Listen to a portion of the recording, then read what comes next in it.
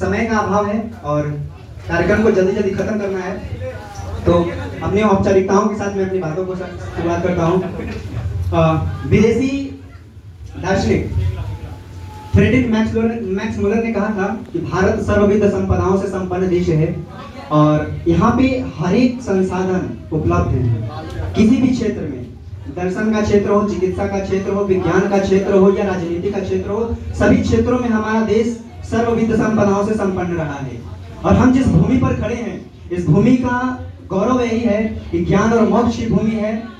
और जिस प्रदेश में हम लोग बसते हैं वो लोकतंत्र की जननी और अखंड भारत का निर्माता रहा है। तो अंतः सलील फल्गु नदी के तट पर स्थित ज्ञान और मोक्ष की भूमि भगवान बुद्ध की नगरी और हमारे इस ग्लोरी कोचिंग संस्थान के इस प्रांगण में उपस्थित आगंतुक आप तमाम मेरे सहपाठीगण, हमारे बड़े भैया लोग, बड़ी दीदी लोग और हमारे प्यारे सर विनोद सर और हमारे विनोद सर के भी सहपाठी रॉबिन सर, इन सबको मैं तहे दिल से आभार और अभिनंदन करता हूं और सबसे पहले शिक्षक दिवस की हार्दिक शुभकामनाएं देता हूं। और हमारे जो महान गुरु हुए हैं हमारे देश में, उनमें से हमारे शास्त्र भी हमेशा से कहते आते हैं कि गुरु ब्रह्मा गुरु विष्णु गुरुवे देवो महेश्वरम गुरु साक्षात परब्रह्म तस्मै श्री गुरुवे नमः। अर्थात गुरु ही ब्रह्मा है, गुरु ही विष्णु है और गुरु ही शिव है। अगर हम त्रिदेवों की बात करें तो तीन देवताओं में हम तीन देवताओं को देखते हैं, लेकिन शिक्षक ही एकमात्र वो व्यक्ति होते हैं जिनमें तीनों का समाहार होता है। तीनों लोगों को अगर एक साथ देखना है, त्रिदेवों को एक साथ देखना है, तो अपने शिक्षक अपने गुरु को देख लीजिए। आपका शिक्षक, आपका गुरु आपके मार्गदर्शक होते हैं, चाहे वो आपके माता के रूप में हो, आपके पिता के रूप में हो, आपके भाई के रूप में हो या किसी भी रूप में हो।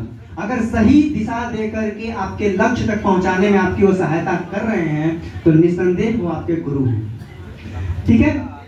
और कबीर ने भी कहा था कि गुरु गोविंद दो खड़े कागे लागू पाए, बलिहारी गुरु आपने गोविंद दियो बताए।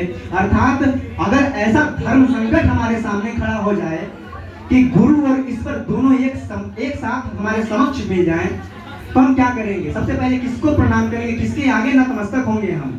तो इस दुविधा को निपटाने के लिए भगवान स्वयं कहते हैं कि अगर ऐसी दुविधा और धर्म संकट तुम्हारे सामने आती है तो सबसे पहले तुम अपने गुरु को प्रणाम करना, गुरु के आगे नतमस्तक होना, क्योंकि उसी ने तुम्हें भगवान तक यानी मुझ तक पहुंचाने का मार्ग प्रशस्त किया था, मुझ तक पहुंचने का रास्ता बताया था। और अगर हम ऐतिहासिक पृष्ठभूमि को भी निहारें, अपने इतिहास को भी देखें, तो हम क्या देखते हैं कि चाणक्य जैसे महान गुरु जिनकी सहायता से अखंड भारत का निर्माण होता है। और हमारे देश में ही गुरु शिष्य परंपरा का ऐसा मिसाल है जिसमें गुरु की एकमात्र कहने पर एकलव्य ने अपने अंगूठे को दान कर दिया था। तब कहीं जाकर के हमारे भावना से अंदर ये निकलती है कि सात समुद्र की मसी करूं लेखन सब बन रहा है, धरती सब कागज करो गुरु गुण लिखा न जाए, प्यारे गुरु गुण लिखा न जाए। अर्थात कि सातों समुद्र को हम स्याही बना दें, जंगल की हर पेड़ के टहनियों को कलम बना दें और पूरा पृथ्वी को हम कागज का आकार दे दें, लेकिन फिर भी गुरु के गुण का हम बखान नहीं कर सकते। इतना गुरु की गुरुता का हमारे जीवन में महत्व होता है। और गुरु की गुरुता पर मैंने बात किया और आज डॉक्टर सर्वपल्ली राधाकृष्णन जी का जन्मदिन है। उनके जन्म दिवस पर मैं उनको बहुत ही विनम्र रूप से अभिवादन प्रस्तुत करता हूँ, प्रणाम करता हूँ और उनको श्रद्धांजलि अर्पित करता हूँ। उन्होंने शिक्षा के क्षेत्र में हमारे देश में बहुत सारा योगदान दिया, बहुत ही व्यापक रूप से हमारे देश में शिक्षा के लिए काम किया था। लेकिन चूंकि आज के परिप्रेक्ष्य में जब मैं बात को बोल रहा हूँ तो इसके पीछे बोलने का कई मतलब है, क्योंकि शिक्षक दिवस जब हम मनाते हैं तो मनाने के पीछे हमारा एक विशेष मोटिव ये होता है, उद्देश्य यह होता है कि हम लोग जाकर के मनोरंजन करेंगे, मजा करेंगे और आ जाएंगे।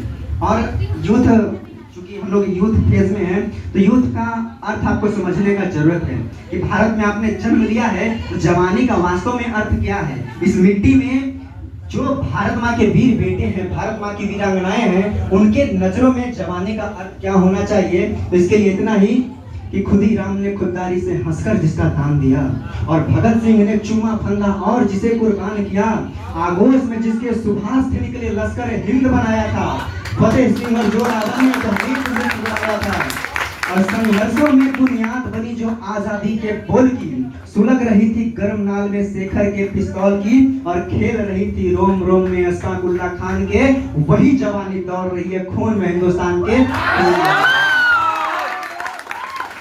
और ये नौजवानियां हैं, आपने आभास किया सचमुच यहाँ पे नौजवानियां बैठी हुई हैं।